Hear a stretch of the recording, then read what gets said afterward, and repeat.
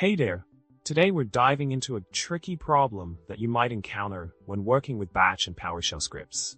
The problem we're tackling involves forwarding arguments with spaces from a Batch script to a PowerShell script. It almost works, but those pesky spaces are causing some issues. Let's see how we can solve this dilemma. Now, let's delve into the solution that will make your life easier. The key lies in properly escaping the embedded characters in the arguments. The provided code snippet offers a robust solution that handles this escaping seamlessly. By using the set argv equals a %* command, we ensure that the arguments are processed correctly, even when containing spaces.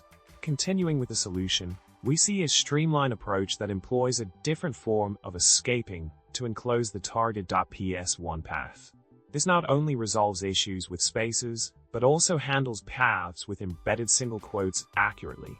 The use of %dpn0.ps1 eliminates the need to repeat the base file name, saving you time and effort. Shifting gears, let's explore an alternative approach that simplifies the process even further. By utilizing the file parameter instead of command, we can call the PowerShell script with arguments more efficiently.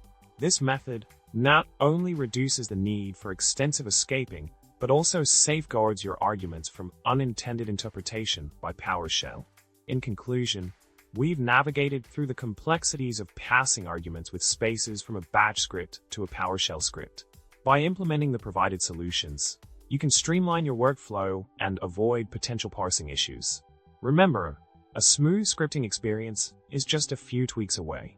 Stay tuned for more tech tips, and don't forget to hit the like button, subscribe for future content, and drop a comment below with your favorite programming joke.